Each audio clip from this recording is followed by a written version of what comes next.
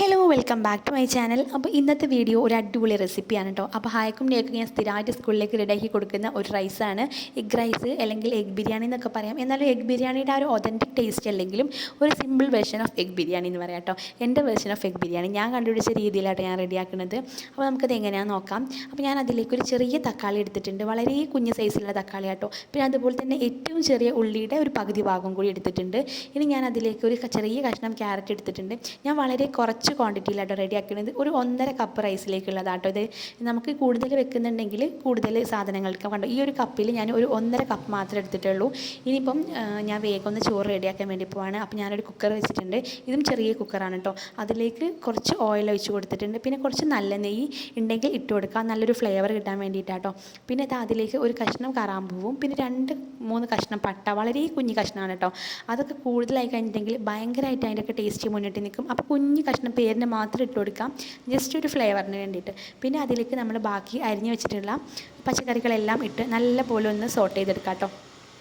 ഇനി നമുക്കിതിലേക്ക് ആവശ്യത്തിനുള്ള പൊടികൾ ഇട്ട് കൊടുക്കാം കേട്ടോ. അപ്പോൾ കുറച്ച് പെരിഞ്ജീരകം, അതിനേക്കാൾ കുറഞ്ഞ രീതിയിലാണ് ഗരം മസാല ചേർത്തിട്ടുള്ളത്. അതിൻ്റെ ഫ്ലേവറൊന്നും കൂടി പോകരുത്, ഭയങ്കരമായിട്ട് അതിൻ്റെ കുത്തൽ വരും കേട്ടോ. പിന്നെ ആവശ്യത്തിന് വെള്ളം ചേർത്ത് കൊടുക്കുക.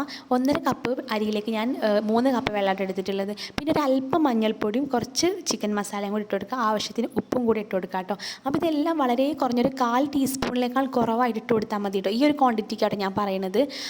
അത് അത്ര ഇട്ട് കൊടുത്താൽ മതി. നമ്മളിതിൻ്റെയൊക്കെ മസാലയുടെ കുത്തൽ ഓവറായി കഴിഞ്ഞാൽ ചോറിൻ്റെ ടേസ്റ്റ് പോവും. പിന്നെ ആവശ്യത്തിന് വെള്ളം ഒഴിച്ചതിന് ശേഷം ആ വെള്ളം നല്ല രീതിയിൽ തിളച്ച് വരുമ്പം നമ്മൾ കഴുകി വൃത്തിയാക്കി വെച്ച് അരി ഇട്ട് കൊടുക്കുക. എന്നിട്ട് നമ്മൾ നേരത്തെ വേവിച്ച് വെച്ചിട്ടുള്ള മുട്ടയുണ്ടല്ലോ, അത് തൊലി കളഞ്ഞിട്ട് അതും കൂടി ഇട്ട് കൊടുക്കുക. ഇനി കുക്കറിൽ ഒരൊറ്റ വിസിൽ അടുപ്പിച്ചെടുക്കാം കേട്ടോ. ഒരു വിസിൽ അടിച്ചതിന് ശേഷം കുക്കർ ഓഫ് ചെയ്ത് വെക്കുക. ഒരു 20 മിനിറ്റ് 25 മിനിറ്റ് കഴിഞ്ഞിട്ട് ആ ഒരു എയർ കംപ്ലീറ്റ് പോയതിന് ശേഷം മാത്രം കുക്കർ ഓപ്പൺ ചെയ്യുക. എയർ നമ്മൾ പോക്കരുത്, അത് അതിൽ കിടന്ന് തന്നെ ഓട്ടോമാറ്റിക്കായിട്ട് പോകണം. അതിനുശേഷം കുക്കർ ഓപ്പൺ ചെയ്ത് നോക്കുക. അപ്പോഴേക്കും ചോറ് നല്ല അടിപൊളിയായിട്ട് റെഡി ആയിട്ടുണ്ടാവും. അത് നല്ല അടിപൊളി ടേസ്റ്റാണ് കേട്ടോ. നമുക്ക് കുട്ടികൾക്കൊക്കെ നല്ല ഇഷ്ടപ്പെടും. അധികം മസാലയുടെ കുത്തലോ കാര്യങ്ങളോ ഒന്നും ഉണ്ടാവില്ല. കുട്ടികൾക്ക് പൊതുവേ ബിരിയാണിയൊക്കെ ആണെങ്കിലും അതിൻ്റെ മസാല ഒന്നും ഓവർ ഇഷ്ടമുണ്ടാവില്ലല്ലോ. റൈസ് മാത്രമേ അവർ കഴിക്കുക. അപ്പോൾ അതുപോലെ തന്നെ നമുക്ക് റെഡിയാക്കി കൊടുക്കാൻ വേണ്ടി പറ്റും. പിന്നെ എഗ്ഗ് ആകുമ്പോൾ നമുക്ക് ഹെൽത്തിയാണ്. അപ്പം ഇങ്ങനെ ഒന്ന് കുട്ടികൾക്ക് ട്രൈ ചെയ്ത് നോക്കിയിട്ടോ, നല്ല ടേസ്റ്റ് ഉണ്ടാകും. പിന്നെ അതിൻ്റെ കൂടെ സൈഡായിട്ട് ഞാൻ കുറച്ച് സോയാബീൻ ഫ്രൈ ചെയ്തതും കൂടി വെക്കുന്നുണ്ട്. പിന്നെ സോസും വെക്കുന്നുണ്ട് കേട്ടോ. അപ്പോൾ ഇത് ഹൈഡിയും സോസും മാത്രം കൂട്ടിയിട്ടോ കഴിക്കുക. അവർക്ക് സോയാബീൻ വലിയ ഇഷ്ടമില്ല. സോസും ആ ഒരു എഗ്ഗും കൂടിയിട്ട് ഈ റൈസ് കഴിക്കാൻ നല്ല ടേസ്റ്റാണ് കേട്ടോ. അപ്പോൾ എന്തായാലും ഒന്ന് ട്രൈ ചെയ്ത് നോക്കാം, ഫീഡ്ബാക്ക് അറിയിക്കുക. അപ്പോൾ ഇനിയും നല്ല റെസിപ്പീസിനായിട്ട് ഫോളോ ചെയ്യുക, സബ്സ്ക്രൈബ് ചെയ്യുക. അപ്പോൾ നെക്സ്റ്റ് വീഡിയോയിൽ കാണാം. ബൈ, അസ്സലാമു അലൈക്കും.